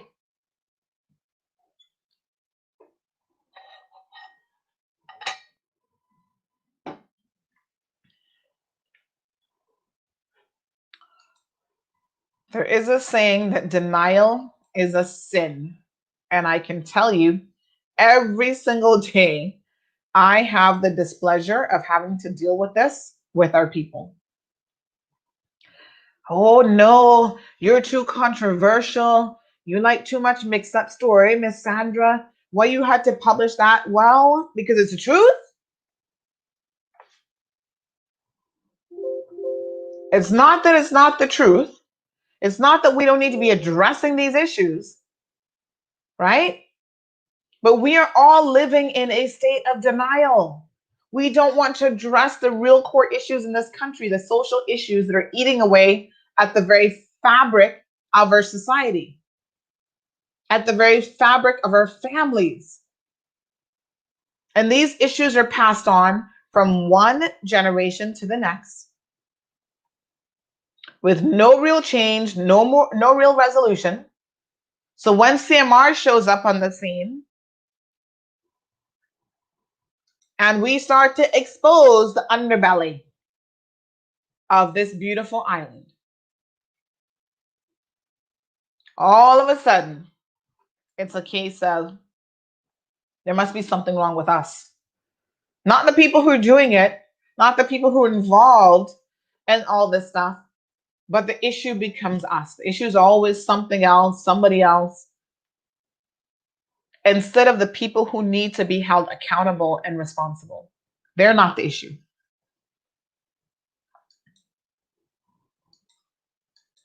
So I would encourage you to reach out to your members of the Legislative Assembly. Speak to them about doing the right thing by the women in their lives. They've all had mothers because somebody brought them into this world and carried them for 8 or 9 months. They all have, some of them have sisters, cousins that are women. So they are well familiar with the concept of gender-based violence. I remember during the last election, the brother of a certain high-ranking politician made some comments on social media about his brother-in-law. It's his brother-in-law, not his brother. Because it is alleged that that person used to beat his wife and treat her in the most ridiculous way. I mean, the cheating and stuff, well, apparently that's par for the course. But he had viciously beat her before because I think she had caught him with a woman and dared to say anything about it.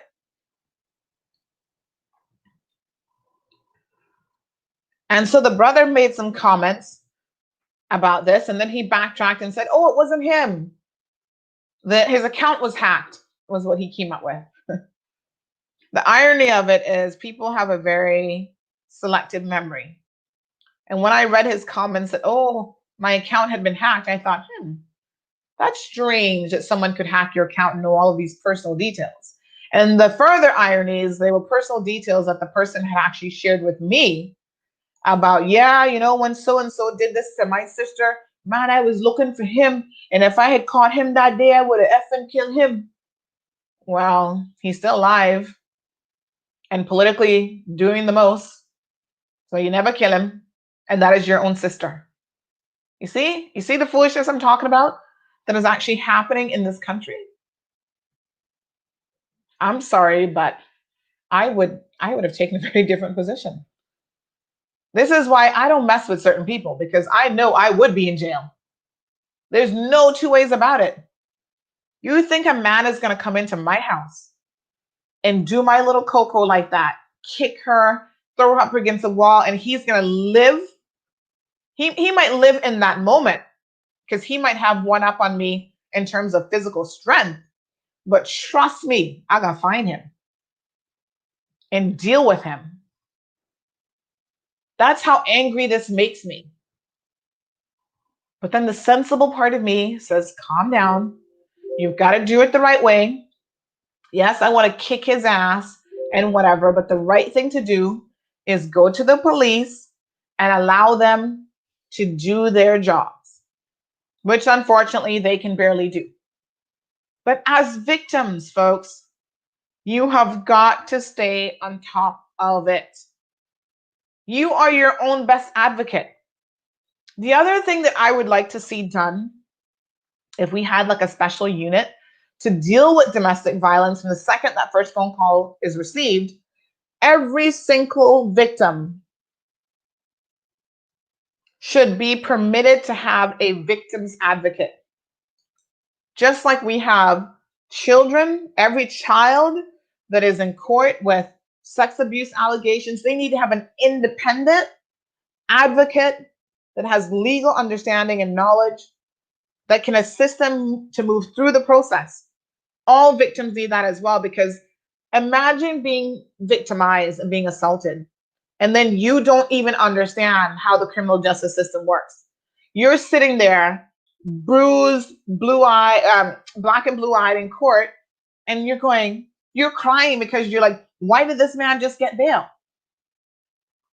If you had a good victims advocacy program in place, the defense attorneys, the prosecution, they're representing certain sides, but the prosecution isn't necessarily an advocate for the victim. So they need someone who can explain to them that, you know what, chances are today he's going to be granted bail. And you need to mentally prepare yourself for that and for what that means. Victims would have a better fighting chance going through the process. Rosanna, thank you so much. Yeah, Leanna says, kick whose dog? Man when I ...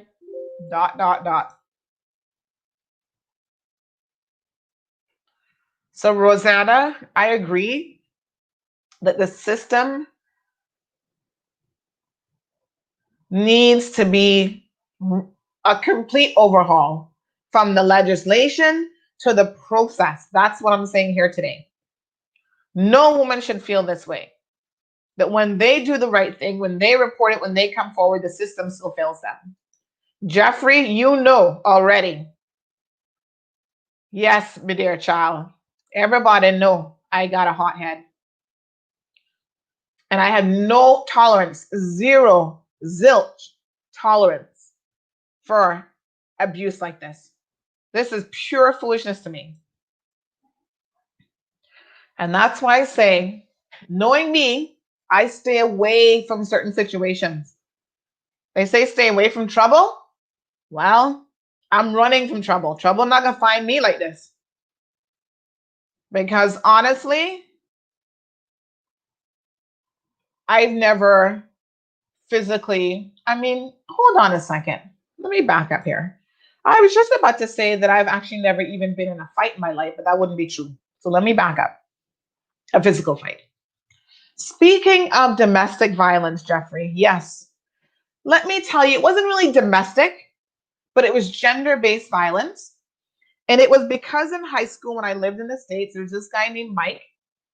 I'll never forget his name, only because at the time, Mike Tyson and his wife, Robin Givens, or whatever her name was, were having issues, and he just been charged with assault.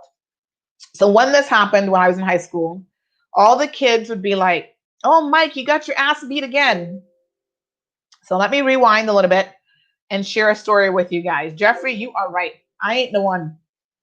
So this guy named Mike, it looked like he must have liked me or something. I don't know what his deal was. And he was in my biology class. So while I'm there trying to dissect a frog, he's doing the most in terms of harassing me every day, having something to say, going on the most ridiculous way. And I ignored and I ignored and I ignored. Now, one thing about me, I will have the patience of Job until the day the patience run out. So anyway, I tried to do all the right things. So Rosanna, you talk about doing the right thing. I reported him to the teacher. I said, listen, this guy's harassing me. This was before anybody knew anything about the whole thing now about what do we call it with these kids in school? Bullying and stuff. There was no term named bullying then, but this is what he was doing. He was constantly harassing me. So I'm like, report it to the teacher. Told my aunt at home, this kid won't leave me alone. Report it to the teacher. This is what you do. They tell you to go through the process, right? And you go through the process. So the teacher said, okay. He moves us apart, puts me in the front of the class, puts Mike all the way in the back somewhere. That helped a little bit when we were in class. So one day now we had like midterm exams. So we had our exam, just at the exam, and I come out of the classroom and Mike is going on the most. Oh, bitch, don't you hear me talking to you? And I was like, I turned around like, who is he talking to? Because I know he's not talking to me. So I just turned around. I'm like, who are you talking to? And do you know that when I turned around, Mike decides that he is going to slap me because apparently I really wasn't paying him any mind. And when I turned around and said, who are you talking to? Who are you calling a bitch? Like, who are you talking to? He just slaps me across my face. And I was like, what? Okay. So that was the one day that I got into a physical fight with Mike, and we were rolling and tumbling in the hallway. So here comes the teachers now to pull us apart. Thank God I had on jeans that day. I'll never forget, because a lot of times my aunt would be like, no, you got to wear your skirts and little dress. And I was like, They might have been seeing some parts that day that was not nice. So thank God that day I had on jeans. So I was rolling all over the floor with Mike, doing the most to protect myself because this dude just attacked me. So this is self-defense. All right. So Mike got his face scratched up. So everybody was making fun of him. Mike, you got your ass kicked by a woman again, because they were like making fun of him in light of the Mike Tyson situation, right? So of course now, Mike being a teenager, well, I'm going to get her back, and this isn't right, and blah, blah, blah. So when we go to the principal's office, I explain what happened. The principal says, okay, they're going to deal with it. Nothing ever happened. So somebody dropped the ball, as is typical, even back in the 1990s when I was in high school, somebody dropped the ball. So, right, I continue on with my life. One day, a couple days later, somebody says to me, Mike's in here and get revenge on you. You got to be careful. And I was like, okay. So Mike also rode my bus. Now listen to this. Because his aunt was the bus driver. So sometimes he rode my bus. He didn't live in my neighborhood, but sometimes he'd be like on the bus. I guess he was going home with her or whatever. I don't know. So my sources, even back then, folks, I had sources, were telling me in the hallway at school, you need to be careful because this guy is going to come after you. Da-da-da. And then they told me it's going to go down today. He said he's going to do something on the bus. So, all right. So I'm like, okay. So I'm coming off the bus now. The day was uneventful. I'm walking literally at my stop. I'm getting off the bus for the day. And he gets up and he decides to smack me again. So this, I had totally forgotten about this because honestly, this is the only time that a guy has hit me. And you think that I would remember it, right? So I was like, what the Ross? No, man. And then I was seeing like red, right? And like I said, once I get a little ultra calm, you better run for your life. Because I'm not cussing going on. I'm like, please hold my earrings. Please hold my stack of honors books because we ain't doing no homework right now. And I literally had Mike up against the bus window, saying to him while choking him at the same time, Mike, don't ever touch me again. Like, you have just crossed the line. And just as I was about to give him one thump in his head with my fist, people like, no, no, no, don't do it. And they start to pull me off of him. You see how this works? He gets to smack me. And when he's going to get it back, right? They're like, no, no, Sandra, no, no. Talk to the bus driver. Well, she sat there because Mike was her nephew. She did not even get up. Now you see a fight going on your bus. There's no bus wardens back in those days, not in Tampa anyway. The thing that you do as a bus driver, you're at a stop, you get up and be like, I got to break this fight up. She does not even get up. So I'm like, okay, I got to deal with this when I go to school. My aunt was like, oh, she just clueless, older people. Didn't know what was going on. And this is the society that we live in. This gender-based from one generation to the next. Oh, well, just ignore it. I'm like, the dude just hit me. What are you talking? What? Ignore it. Anyway, you know me. Petition got started. The bus driver was removed from that route. We had to go back to the principal's office. Mike got suspended from school, and somehow I kind of feel like he almost got expelled from school. He was no longer allowed to come on that route under no circumstances. His aunt was removed from the route. And then here's the thing. I stand up for myself. And then when I go home, my aunt says to me, well, the school called and, they told me what happened and blah, blah, blah. And you could have gotten this one fired from her job. I was like, and the problem would be, like, she sat there in her seat while someone, a female, a young girl, got assaulted by her nephew. You know what I'm saying? And it's only because I had some kind of super crazy strength why I was able to throw him up against the window. And just as it was about to go down, I get pulled off of him. He assaulted me. What I did was in self-defense. And then I get a lecture from my aunt about how this woman almost lost her job. She should have lost her job. This is the ridiculousness that we live in, the society that we live in.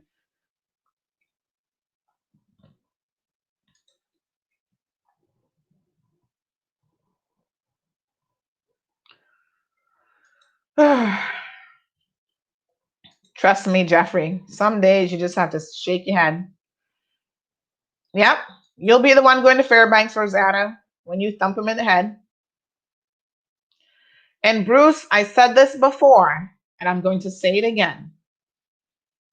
As women, we do need to make more educated choices about the men that we choose. But honestly, sometimes, and I think this is why these guys target a lot of foreign women, is because they do not know, and they only know what is put before them. And they're also vulnerable because they're here to work permit or whatever their status is. They're not a Caymanian. So then the person threatens them. Oh, I'll get you kicked off this island. Oh, my uncle is an MLA. My friend knows, so and so in the police force. So then they use all of these other things to wield their power against their victims. And victims are rightfully afraid of coming forward. It's a very complicated situation. And even when you're Caymanian, like I said, they're Caymanian women. They don't want to believe it. No, because he told me a different story of what happened. Okay. And then when your day comes and he's beating your ass, please just remember that Sandy Hill warned you about him and he ain't changed. Okay? He ain't changed. He has done nothing to change. He's not getting the help that he needs. He is a narcissist. He thinks he is untouchable.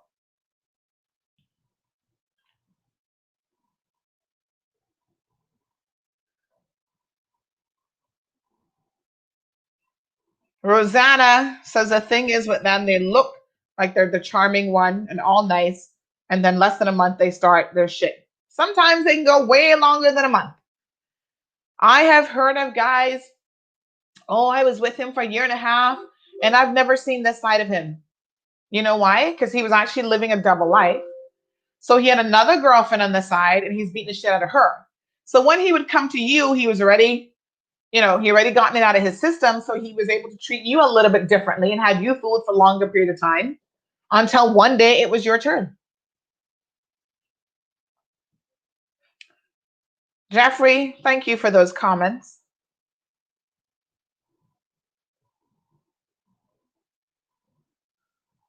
He's saying that at least there's going to be a record if you follow through with charges. And I agree as to why that is important. But maybe we need to adopt some of the measures like Florida, where even if there isn't a charge, even if there's just an accusation, sorry, the judge can take that into consideration to some degree. Duppy know who to frighten? I think to a certain extent they do. But sometimes these jackass duppies, they're going to try it. No matter what you say, they got a 1-2 little drinks in them. They lose all good sense and they are going to try you. And it is unfortunate because we have so many women in this community, young teens. You know that gender-based violence against these young girls is like off the charts. And they tolerate it and they put up with it because they want to be cool. They want to have a little boyfriend. I mean, I have sometimes walked even at Cayman Bay and I'll see young kids talking to a girl, young boys talking to a girl a particular way or saying something to her. And I turn around, I stop dead in my tracks, and I don't care who they from. I don't care who their mama is or who their dad is. And I say, excuse me, don't talk to her like that. And they're taken aback like, who are you? Don't talk to her like that. And then I'll turn to her and I'll say, young lady, love yourself more. I don't know who this joker is to you, but don't let anybody disrespect you. Don't let anybody talk to you like that. And don't let anybody touch you. And they're kind of shocked, like, oh, this total stranger is getting in my business. Somebody needs to help you. Somebody needs to educate you to save yourself from a lifetime of just constant headaches. And of course, Atlas, it would be amiss of us to say that counseling opportunities also need to be improved. Sometimes the local shelter, the Cayman Islands Crisis Center, is packed to capacity. So there needs to be added facilities and places that these women can go when they are afraid. This weekend, you had victims moving out of their homes because someone has been granted bail that they are truly afraid of. And they don't know, he might not have any contact with them, but they don't know who he could send to their house to try and send a message.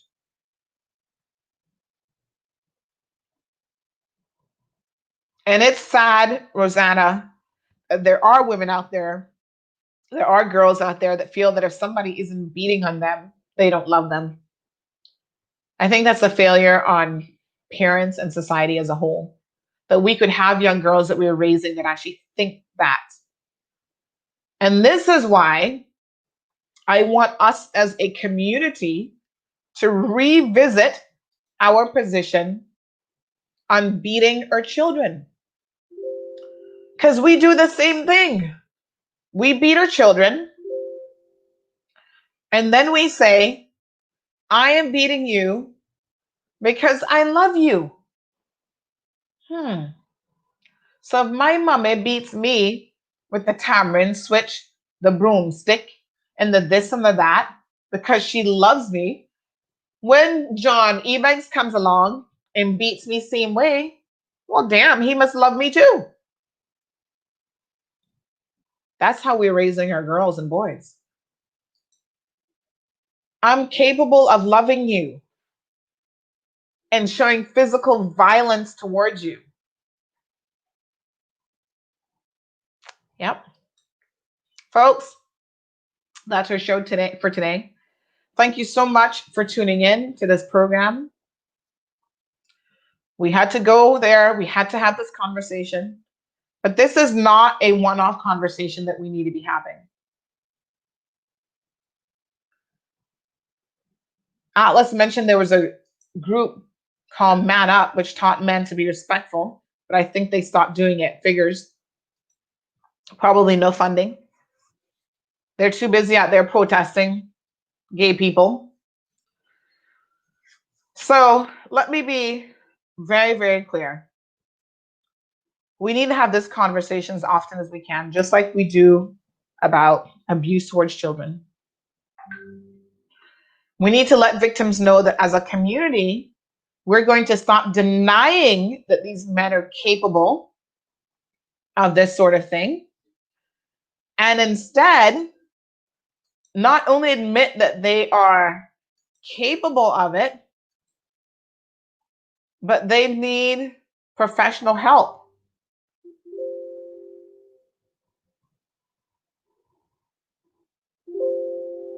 Folks, thank you so much for tuning in today. We'll be back tomorrow morning at 7:15. And I'm going to be addressing the messages that have been sent out in a private group about the gay community. I've decided that I want to do it as a pre-recorded, so I'll do it as a pre-recorded video. I'm not sure. I'm hoping it'll get done today, but with my sinuses acting up the way they are, we'll see how that goes. But please stay tuned, because this is, again, comments that I find deplorable and ones that we really need to address in this community. So I bid you adieu, God's willing, until tomorrow morning. Have a safe one. Thank you for tuning in to another edition of The Cold Hard Truth. Make sure to check Facebook for showtimes and more information and the latest news at CaymanMarlRoad.com. Subscribe to our IG and Facebook pages to get the latest happenings.